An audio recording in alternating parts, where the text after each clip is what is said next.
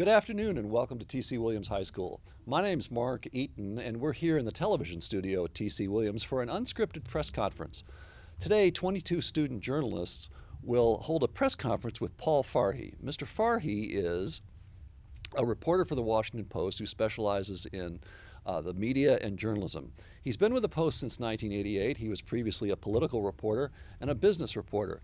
It's a little known and underappreciated fact that some of the best criticism and analysis of what's going on in the media and journalism is to be found in the Post's style section. So we're looking forward to a lively exchange in this unscripted press conference. Mr. Fahri, we're glad to have you with us.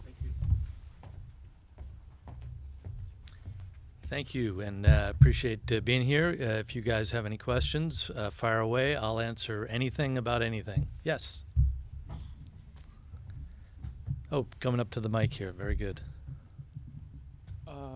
How do you personally identify false sources and fake news? Well, that's the entire job of a reporter. The entire job of a reporter is to figure out what's true and what's not true and to put it in the right context. You ask people questions, you do your own research, and you have to be able to sort out what's factual and what's not. And you can test it by asking not just one person, not just two people, but a bunch of people.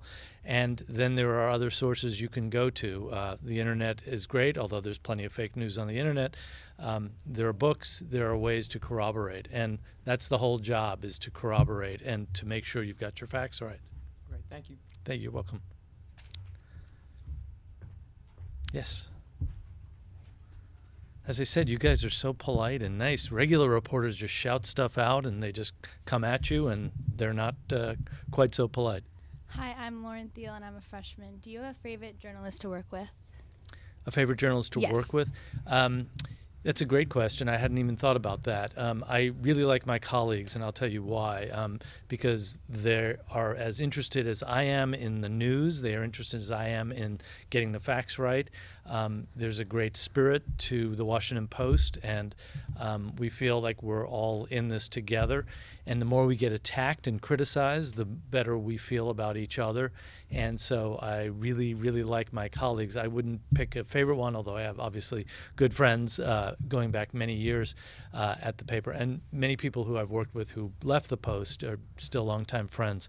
So it's like anything. If you're on a team, your teammates understand you, and because they do the same thing you do.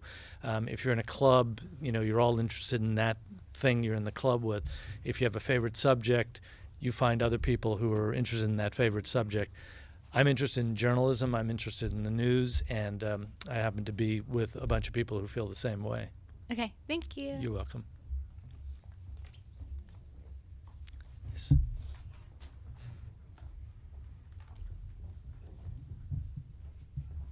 It is hot up here. I'm Jackie Lutz. How do you come up with ideas for your stories? That's a great question. Primarily through people like you. People will say, hey, have you ever done a story about this or that? And I'll say no, and I'll ask you some more questions. Well, what about that? And then I'll discover this is a pretty interesting topic. And I like to write stories that people are interested in, not that people are bored by. So if you tell me something and then I ask you or you or you and you say, hey, that sounds pretty interesting, that usually is a good test of how interested people are. The one I asked a lot is my wife. She becomes the person who I say, would you be interested in reading about this? And if she says, no, that doesn't sound very interesting, then I skip it. But, you know, being in the news, I read a lot of the news. I'm on Twitter, I'm on Facebook. You know, all the ways you guys get news, I get news and then some.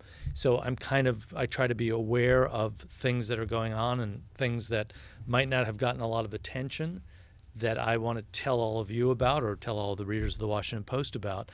You know, the idea is to just keep your ears open and to listen to people and to keep reading and to keep being aware about what's going on. And, you know, having done this for a long time, you sort of have a good idea, maybe an instinct about what makes a good story. And what makes a good story usually is conflict, drama, tension between people, disagreement, controversy. If you look at any news story in the Washington Post, that's what you'll see. If you look at a news story on television or hear something on radio, it tends to be about those things, and that kind of becomes the checklist that you go down to understand it. Also, stories about people, that's usually very interesting. Stories about things are not quite as important or as interesting to people. So that's usually it. Thanks. Sure.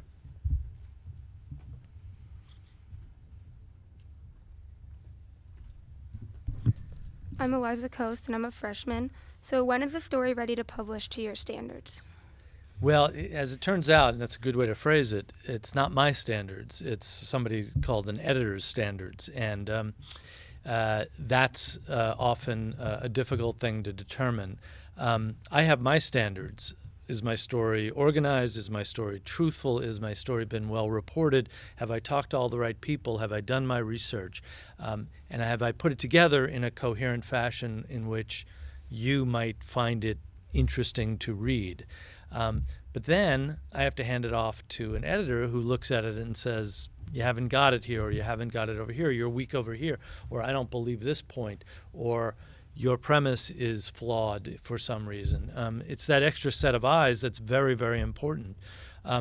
When he or she finds the story to be good enough to his or her standards, it goes to someone else, and that person's called a copy editor. And a copy editor tells me all the things that I screwed up in terms of spelling, in terms of sentences. Sometimes my English is flawed. I've used the wrong verb with a word. Or they sometimes find facts, and this is very embarrassing, when they find facts that are actually wrong. I said something happened in 1967, it actually happened in 1968. They often find those things, and they save our butts a lot. So that's when a story is ready, when it goes through these sets of layers of editing, and it's really important. If you guys just put something out and you didn't show it to anyone, you'd find that people would say, I don't understand what you mean in the second paragraph. I don't understand what you mean. Your premise is wrong, or I understand it to be some way different. If you test it with somebody else, if you test it with a teacher or a peer, you'll find that they can find the flaws in your work, just as I am, subject to being checked by an editor. And it's really important to have that second or third set of eyes on it. I want to tell you a story about something that just appeared in New York Magazine. It was a story by a reporter who used to work at the Washington Post. She just wrote a big, long story about how the Washington Post screwed her over in terms of a story that she was working on about sexual harassment. She had gotten information about a guy who was a big figure in the TV business who had allegedly harassed a number of women, and she worked very, very hard for months on this story.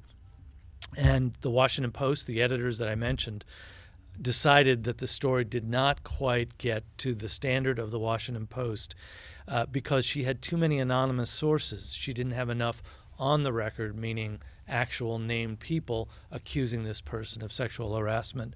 And so the Washington Post, after 5 months of this reporter reporting this story, rejected this story. She left the Washington Post, and she just wrote about her experience of having been edited out of the paper, as it turns out. And it's an interesting story you might want to take a look at, New York Magazine. Thank you. You're welcome. Yeah, you were next. We'll get to you guys. I'm Nora Ledke, and I was wondering if you have seen the media and how they cover the Trump administration change at all in the past couple of years? Yeah, that's been a lot of what I've been writing about for the past couple of years because it's such an enormous story. The President of the United States, unlike any other president, at least in my lifetime, certainly maybe in your lifetime as well, has been a critic of the press and the flaws of the press. And you've heard this term fake news a million times, thanks to the president. And we are attacked by him on a fairly regular basis if you follow him on Twitter. So I read a lot about that and what's fake and what's real and what he thinks is fake and what is actually real. A lot of what I do is about vetting the notion of fake and real news. The latest one, of course, has been about the Mueller report. You're probably sick to death of the Mueller report, but this is the report on the investigating Russian involvement in the 2016 election. In any case, the Mueller report appears to have given the president a clear bill of health. Well, there was a lot of reporting that went up to that point, which suggested that there were a number of potentially illegal acts. So this has been a big controversy, and I've been writing a number of stories about that, as have other reporters too. Thank you. Thank you. Yeah.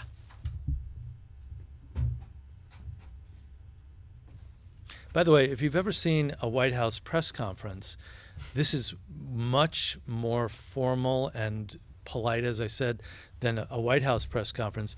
The reporters sit around as you are sitting around. The press secretary or the president will stand at the podium just like I am, and the reporters don't have the decency to get up in front of a microphone and introduce themselves. They will just raise their hands or just shout out questions, and that's the way a press conference normally goes. If you watch, after a sporting event, it's the same way. This is way nicer. So anyhow. My name's Emily Townsend. I'm a freshman. So my question is, what's the hardest part of writing a story for you?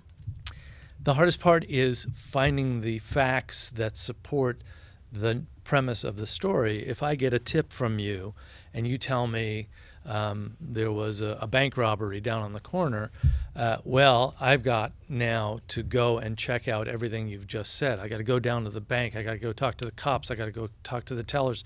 I got to go talk to witnesses. All of that fact gathering is what makes a story.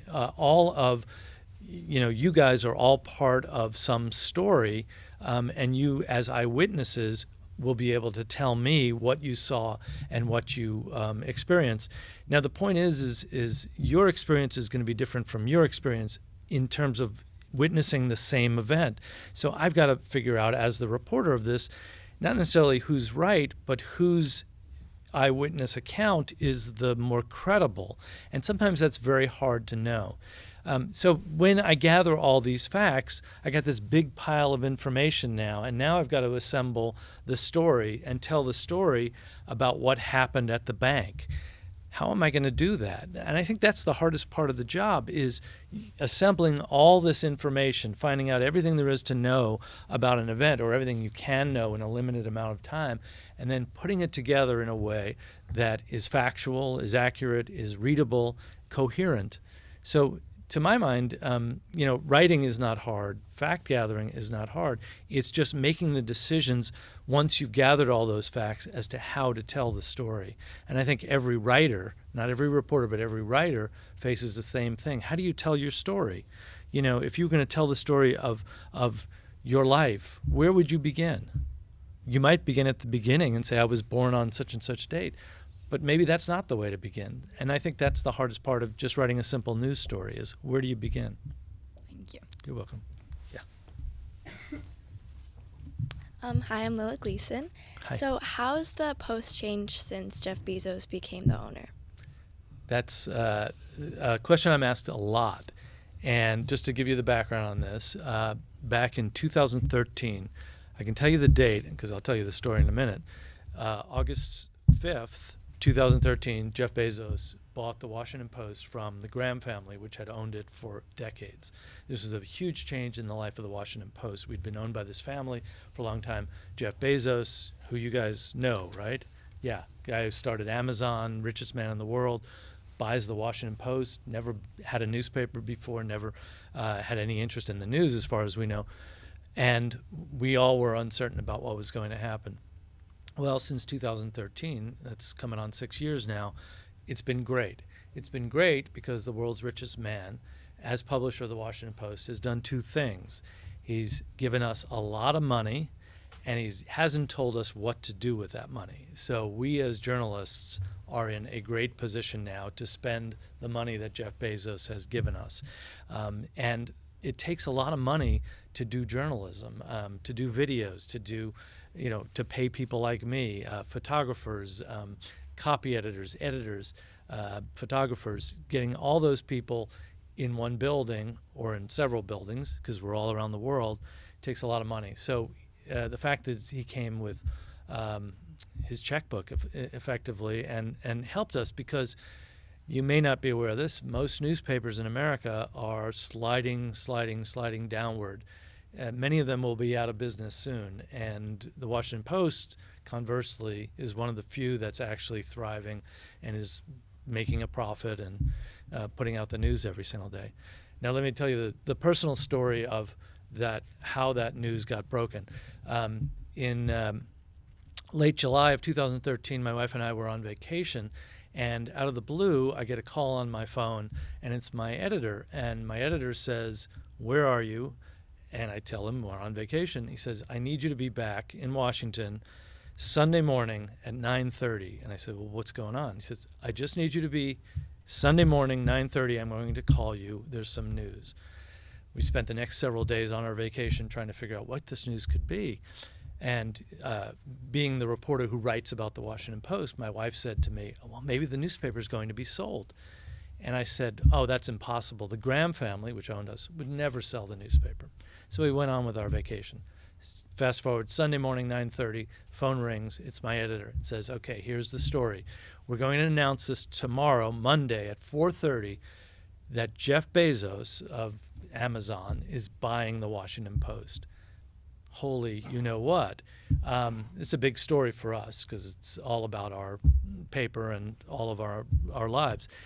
I write the story up, very long story about the history of the Post, who's Jeff Bezos, what he might do. I talked to Jeff Bezos, talked to the Graham family members who own the paper, interviewed my own editor to say about how this might change the paper.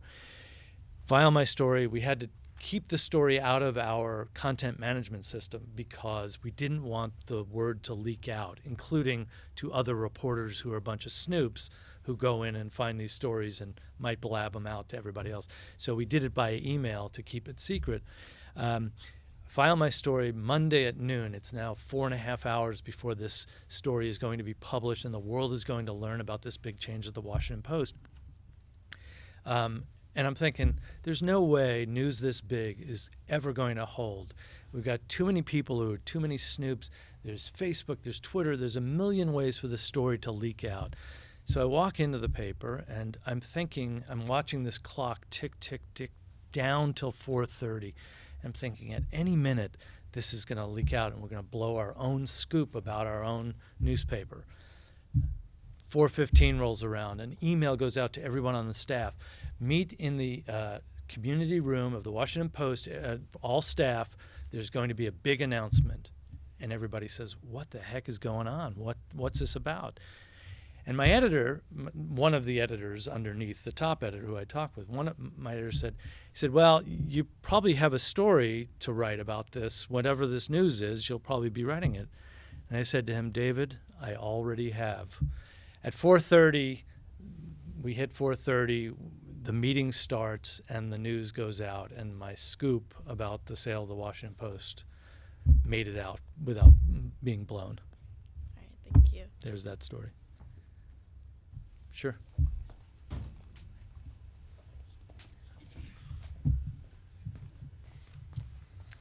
Have you ever felt threatened as a journalist? Many times. And many times in the last 2 years, since President Trump started beating us up all the time. I am proud to say I've gotten one death threat. I'm proud to say that because you're not anybody anymore unless you've gotten a death threat. There's all kinds of anonymous BS kinds of threats going on. But then below an actual death threat, there's lots of, you're an idiot or worse. And I get lots and lots of those. And so people feel free to criticize us. Interestingly enough, they feel free to criticize us anonymously. You probably wouldn't meet someone and tell them the things that I get in email all the time. You might think that, but you probably don't put it down on paper or send it on an email. I don't know how you guys talk to each other, but usually people don't do that. But they will do it anonymously, and now they feel free. You may have seen a few months ago that some guy who was a Trump supporter sent pipe bombs to a bunch of news organizations, not to the Washington Post, but to CNN, to various Democratic politicians. He did so as a result of being a Trump supporter and sort of following the lead of President Trump's criticism of the media. I don't want to say President Trump is responsible for that, but he could have been, more outgoing in condemning that kind of thing, because, in other countries, they do kill reporters, and in other countries, reporters are at risk all of the time. Not so much in America, although you may also be aware that in June of last year, 5 people at the Capitol Gazette in Annapolis were killed in a mass shooting. So it's not an unknown thing, and it's a real threat, not just physically to any individual reporter, but it's a threat to your right to know things and to our country as a free country, for the press to operate in a way that in which they aren't threatened. If you don't have a free press, you don't really have a free country. Thank you. You're welcome. Yes.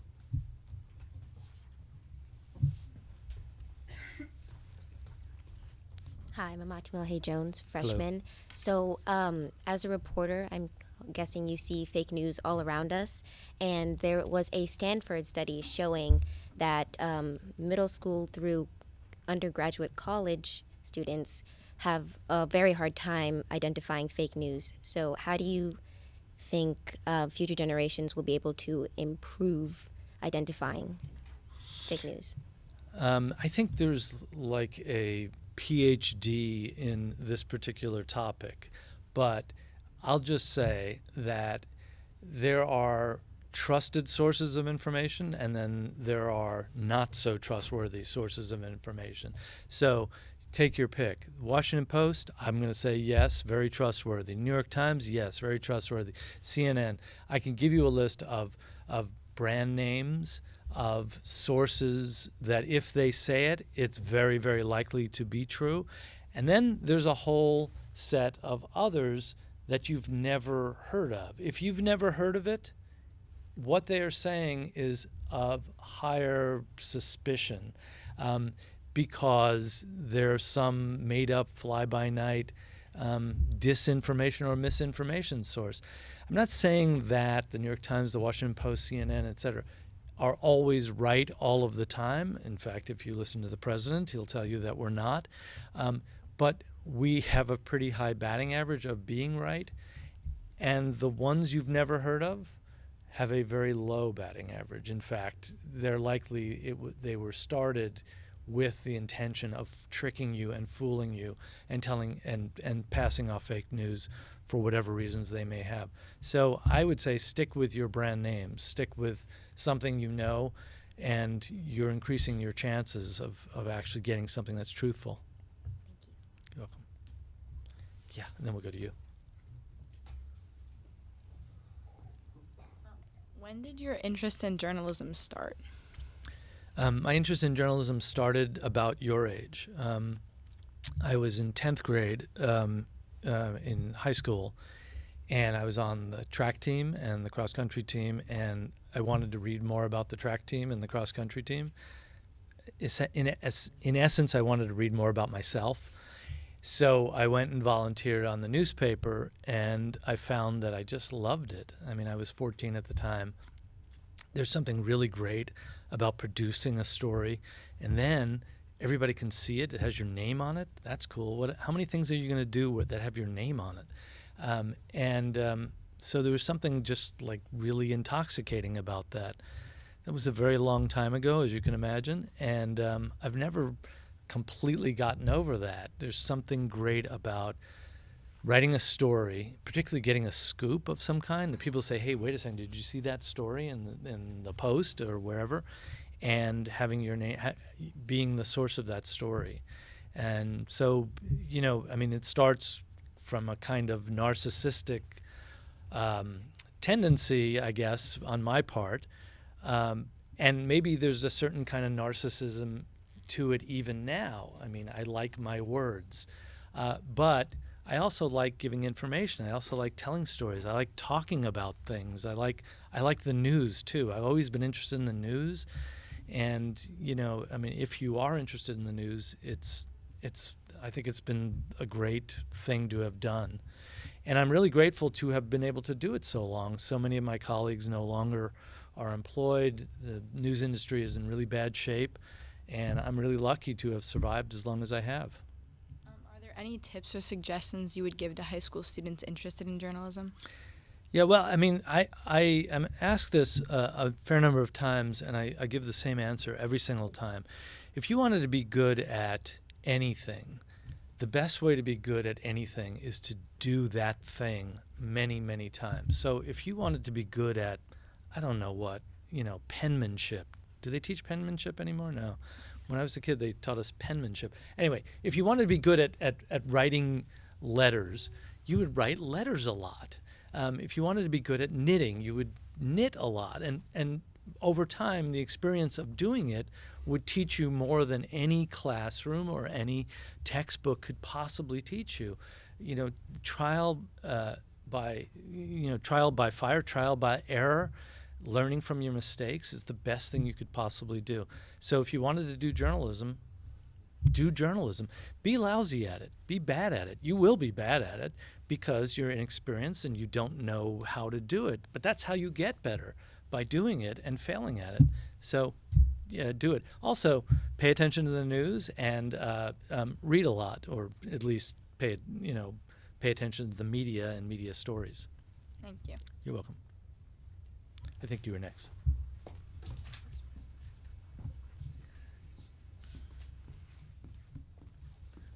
I'm Maddie Casilco, a sophomore. I was wondering, how have you seen the media and reporters react to accusations of fake news, and do you agree with the way they react? Yeah, we get accused of being fake news a lot. And let's stop for a second and understand what is meant by fake news. I mean, what is meant by fake news, at least when it comes from the president, is news I don't like, news that doesn't agree with whatever I'm trying to convince you of. That's fake news. But you know something? That's not fake at all. That's real. It just happens to be against what you want and what you would like us to report. And you have to understand the traditional relationship between the news media and the president. We're not his friend. We're not his stenographer. We're not here to simply convey whatever comes out of his mouth.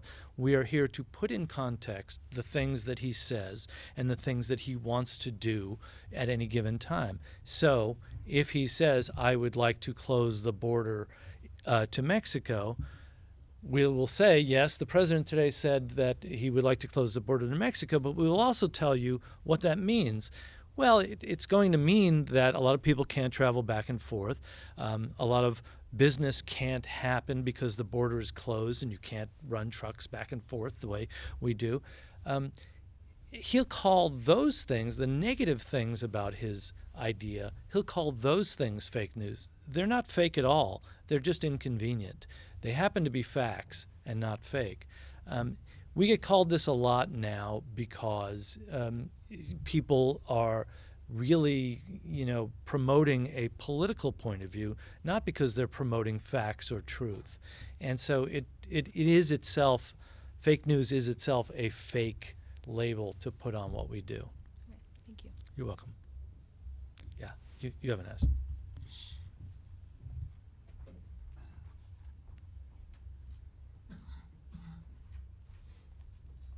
Hello, I'm Fatima Eldo. I'm a freshman. How do you think the concept of journalism and reporting in general will change in the future?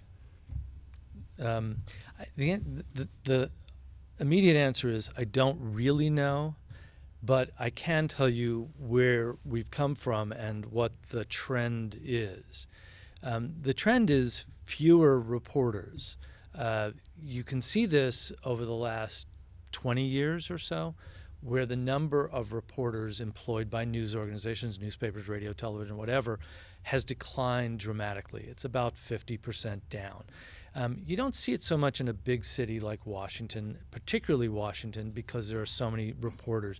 But if you went to Cleveland, if you went to Philadelphia, if you went to Atlanta, if you went to another city, you'd see it much more, and particularly if you'd lived there a long time. The newspapers, the TV stations to some extent, but mostly the newspapers have lost many, many people over the last 20 or so years. The reason for that is because of the internet. The reason for that is because there's competition. The reason for that basically is Google and Facebook, which take up so much of the advertising that used to go to newspapers. So my answer in not really knowing the future but knowing the past is that this will continue, and there will be fewer reporters, and there will be more newspapers that go out of business, and there will be you will know less. And what will substitute for what used to be professional news will be all of you. And all of you will provide each other news. Now, none of you, I don't think, are professional reporters. You don't really do what I do. Maybe someday you will, but you're not as reliable as I am because you don't have the experience I have. And so when you report on something, it won't be as accurate, maybe, as I do. That's not to compliment myself. I'm just saying that professional reporters have experience and professional credentials to do what they do. So I think it's the trend seems, this is like an old man talking, the trend seems to be very bad, that the future will be one of greater misinformation, disinformation, and a certain kind of chaos in terms of what we know about anything. Facebook is not a substitute for real reporting. Google is not a substitute. Those things are great, and I like them very much, but they don't substitute for people who are paid to go and get you the news. Good luck. Yeah, I think you were next. We'll go ahead. You'll be second. Go ahead. So how did you start your career in journalism, and how did you build it up from there? Well, I mentioned the part where I was in high school, and it turns out that I just found that I loved this. And so I couldn't get enough of doing it, so I worked for the school paper, but I also love sports. And so I went to the local paper and said, do you need a stringer? A stringer is someone who's not on the staff, who supplies information, on a sort of story-by-story basis. Do you need a stringer to cover local football, local high school football? And they said, yes, we do. You can cover this, you can cover that. So I started stringing for my local paper. I love doing that. I love this feeling of going into the newsroom and being with real reporters and hearing the presses run and smelling the ink and everything like that. You get a passion for something that really gets into your blood. And then by the time I was maybe a junior or a senior in high school, I said, this is really what I want to do. I wish I could do this, as my profession. So that's the way I sort of, pointed myself. I worked on my college paper, and when I came out of school, I was a sports writer, and I got a job on a newspaper. We had 4 reporters on our sports staff, and it was a great place to start. And from there, I wrote more stories and more stories and more stories. Got hired by one place and then another. Finally came to the Washington Post, where I've been for a very long time. So that's a short version. Thank you. You're welcome. Yeah.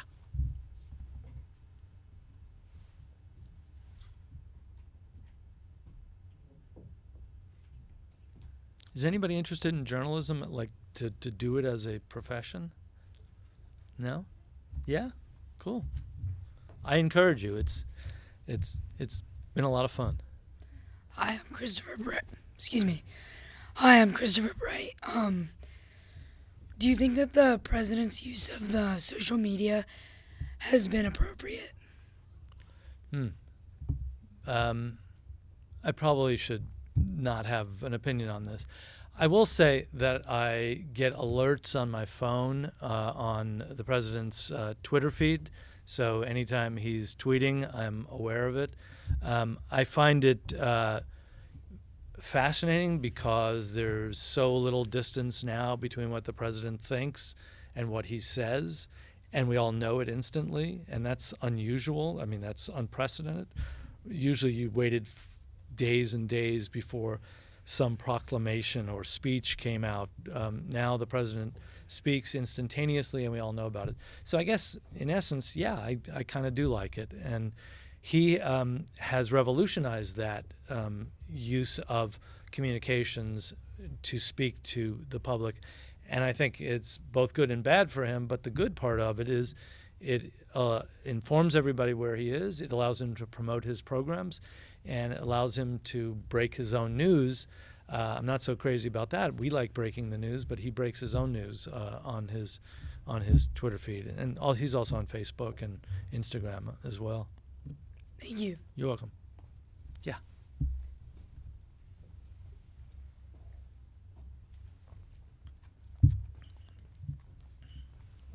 I'm Rain Camerlink.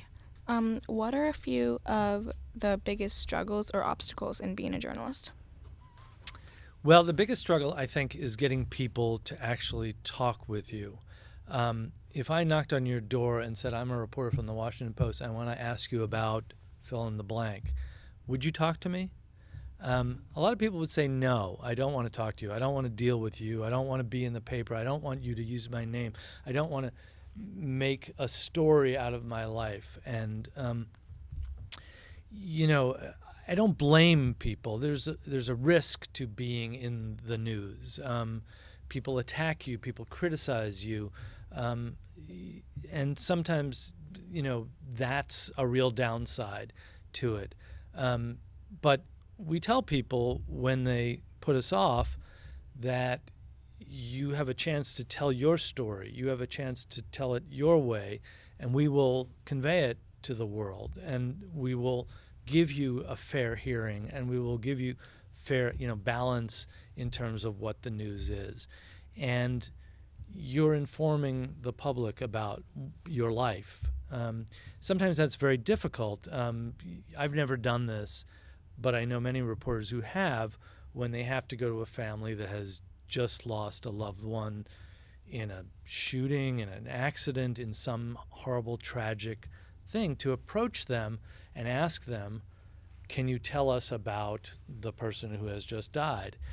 And the answer sometimes is no, get the hell off my steps. I don't want to talk to you. But the answer very often is very interesting. The answer is yes, please come in. I want to tell you all about them, because they're grieving and they want the world to know about what a good person that they knew that this person was. They want to tell that story about this person and let everyone know that they were kind and good and decent and all of those things, because how else would you know unless you talk to us? So, when people rebuff me, I understand their motives in doing so. They're just embarrassed about something, but I also think it doesn't do them any good because it doesn't enable them to get their side out. I'm going to write my story with you or without you. You'll make my story better, so please talk to me. Thank you. You're welcome. Yeah. Go next. Hi, I'm Philomena Wusu. How many years of college did you go to become a journalist? I went 4 years, regular college. I went to UCLA, which was my hometown school. I lived 3 miles away. But something, I've known a number of reporters who didn't finish college. I don't think I've known anybody who didn't go to college. I didn't really study journalism in college. I studied something related, and frankly, I don't know how useful it was in terms of being a journalist. I mean, all information, all knowledge, all facts are good for a journalist. Anything you study is good because it expands your mind and makes you smarter and makes you more aware of the world.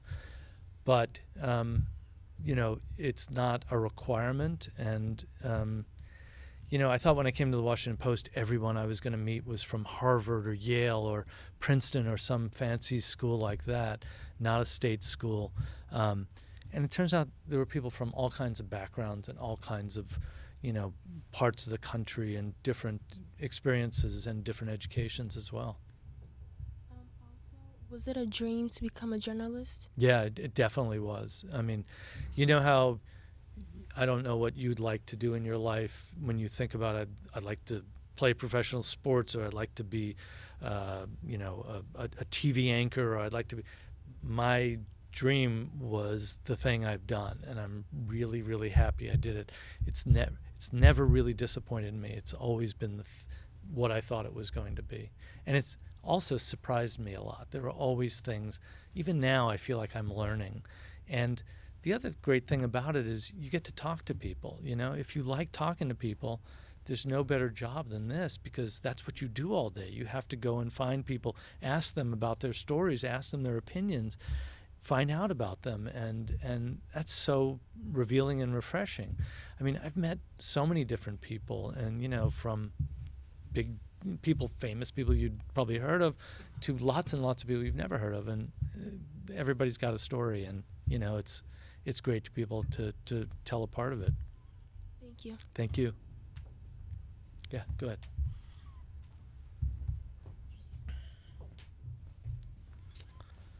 Hello, I'm Max Straub. I'm a freshman.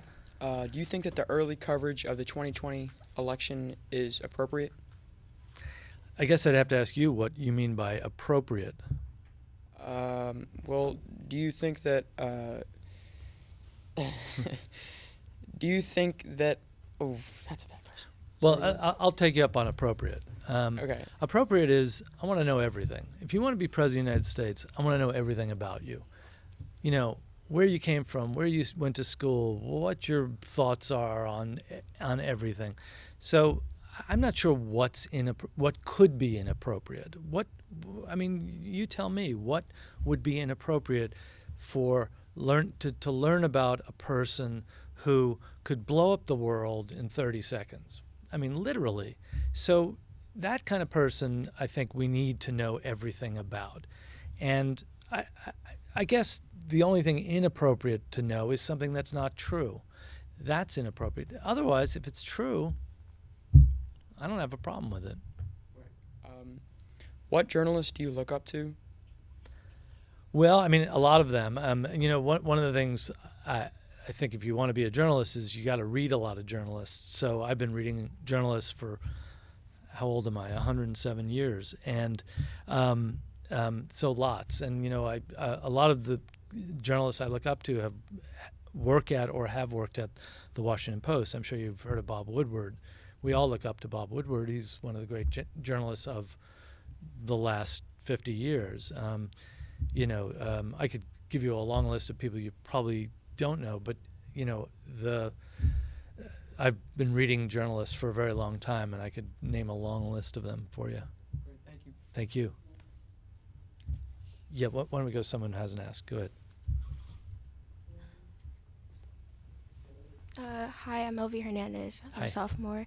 And on average, how much time do you spend researching for a story? You know, it varies so much that it's almost hard to give one answer, but I'll tell you the range of things. Sometimes I spend less than an hour, and sometimes I spend an entire year. It just depends on the story and depends on how much you need to report to feel like you have been able to tell the story adequately. Some stories are very, very simple. You know, it's one thing happened and here's some reaction to that thing. And then some things take investigation. They take talking with many people over a long period of time and getting to understand the subject in its complexity. You literally could spend a lifetime on any one particular story. There's a historian, his name is Robert Caro, and he has spent his entire professional career, and he's now in his 70s, writing about Lyndon Johnson, President Johnson. And he's the greatest chronicler, historian about Lyndon Johnson. He knows everything about him, and he's still finding new stuff. He's still researching him. And so, you know, that in some ways is a model for journalism too. You can spend an entire life on one topic, finding out everything about it, or you can spend a few minutes because, you know, it's the bank robbery. The bank was robbed. The police say this. They have a suspect. Done. Thank you. You're welcome. Yeah, go ahead.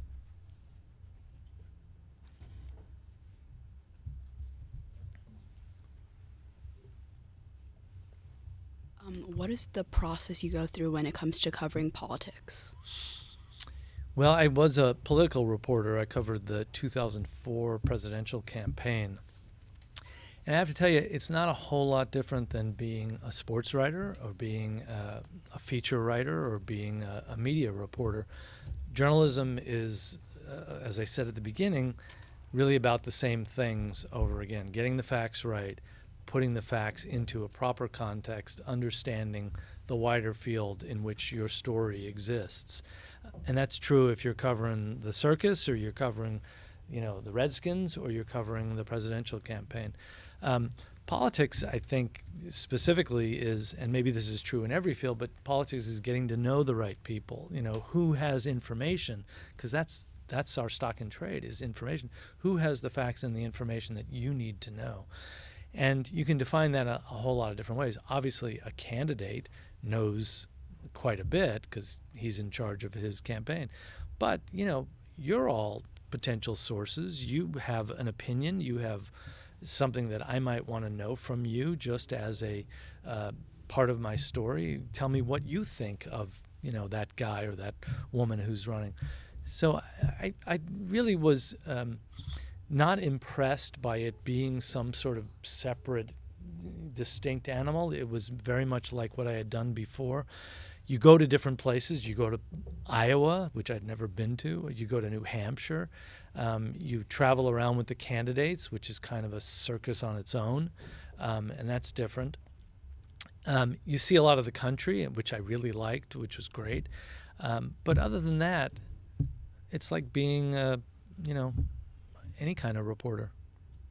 Have you ever found it difficult to keep your own personal views out of politics when you're writing it? I think that goes for every story you're talking about, because you're a human being, we're all human beings, we all have opinions about everything. And there's nothing that you can encounter, including this glass of water, that you don't have an opinion about. Oh, it's a nice glass of water, it's a bad glass. So you are constantly challenged to keep your own opinion out of it. And that isn't to say a story is unbiased. Every story is biased in some way. It's just maybe not as detectable in some cases as others. But you are, as a professional person, you are challenged to keep that opinion out of it. But I will say at the same time, you help the reader by coming at a story with not necessarily a point of view, but an angle. I mean, what am I going to say about this glass of water? There's a lot of things to say. It's wet, it's cold, it's a nice glass, whatever. You got to pick your angle. And so once you pick an angle, you're basically, in some ways, giving an opinion. You shouldn't write about the glass. You should write about the contents of the glass. You shouldn't write about the contents being wet. You should write about the contents being cold. You see how simple it is, but each thing is a decision that's made by the individual who's writing about it. And that doesn't necessarily, it does constitute an opinion of sorts. If you can tell me a really interesting story about this glass, those things won't matter. By the way, it's really, really hard to say something really interesting about this glass. So I'm just using it as an example. Yeah.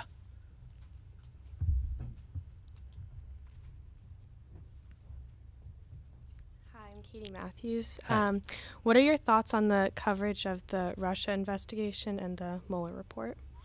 That's a big ocean of stuff, but I take your question to mean what do I think of the president's criticism of us for our coverage of the Russia investigation. And I will say his criticism of us, specifically the Washington Post, is completely wrong, that our coverage of him and the investigation of him has been great. And it's so great that we won a Pulitzer Prize last year for it. The New York Times also shared a Pulitzer Prize. We turned up many, many facts, none of which are in dispute. When you hear criticism of the coverage, what you're really hearing is criticism of opinions about that coverage. And that's not our game. That's somebody else's. That's the opinion side. There's two sides in a newspaper. There's the reporter side, the people who do the facts, and then there's the opinion side, the people who tell you what to think about those facts. My job is not to tell you what to think about the facts. You can come to your own conclusion. My job is to gather the facts. And the fact-gathering part has been great. You can argue with the opinion side, but people argue with the opinion side all the time. They may have told you something that was not true or not borne out by the investigation, but the fact side of things, the fact-gathering things, we were very careful in our gathering of the information about what went on, and very little of it has been disputed, nothing of real substance. Thank you. You're welcome. One more? Yeah. We'll get to you too. Hi, I'm Alexandria McCarver. Hi. I wanted to ask you what story you've written that you think you're the most proud of. Well, I don't know most proud, but I'll tell you memorable.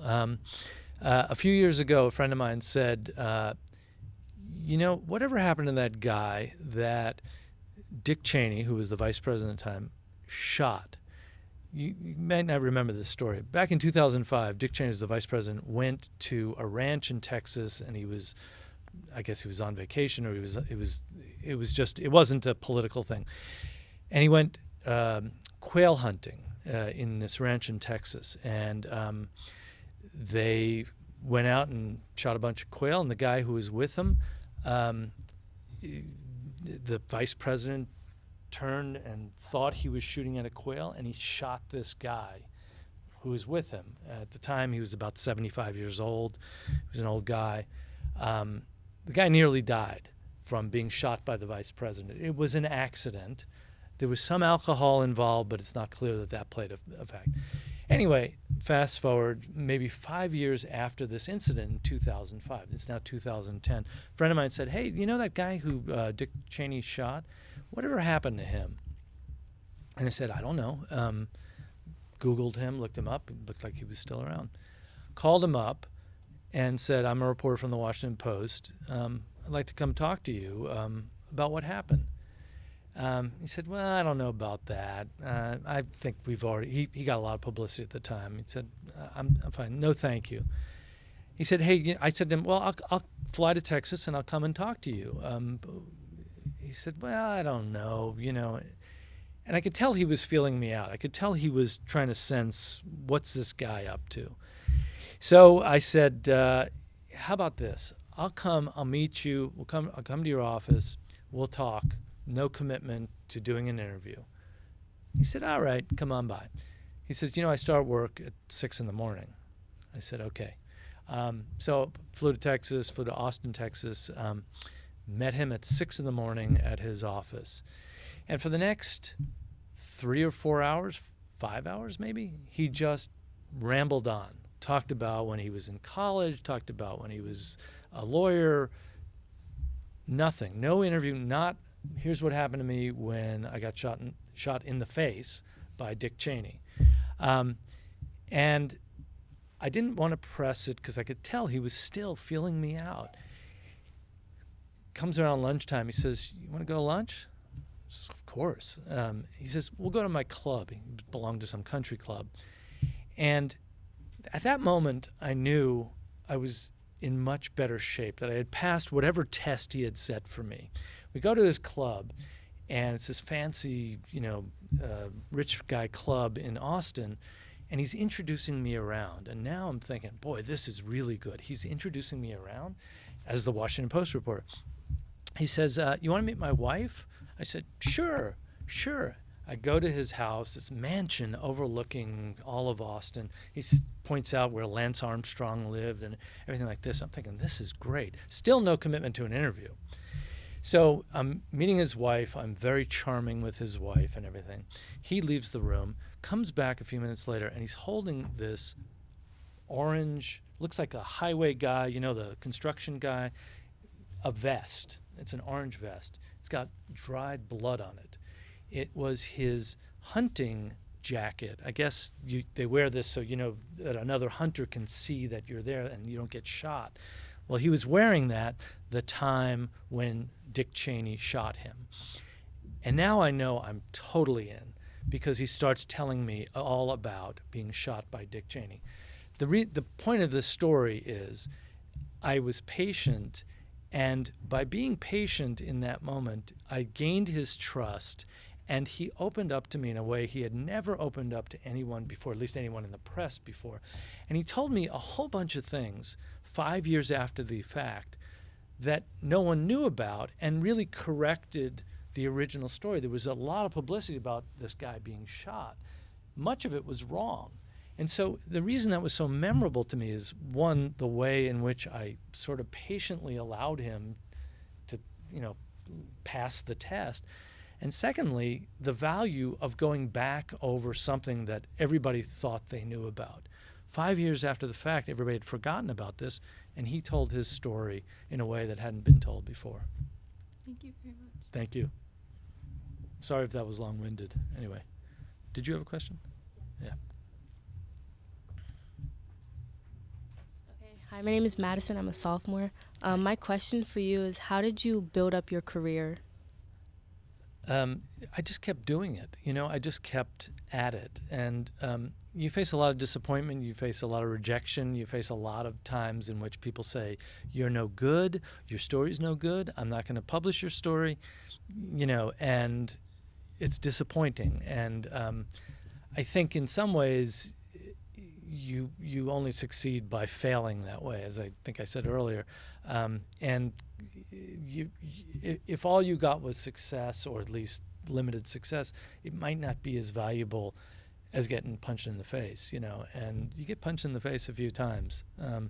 It helps you figure out how to keep going and to keep working, or you can quit. And, there are times when I thought I would quit, and then you think to yourself, well, that ain't going to help me succeed. So you figure out a way to keep going.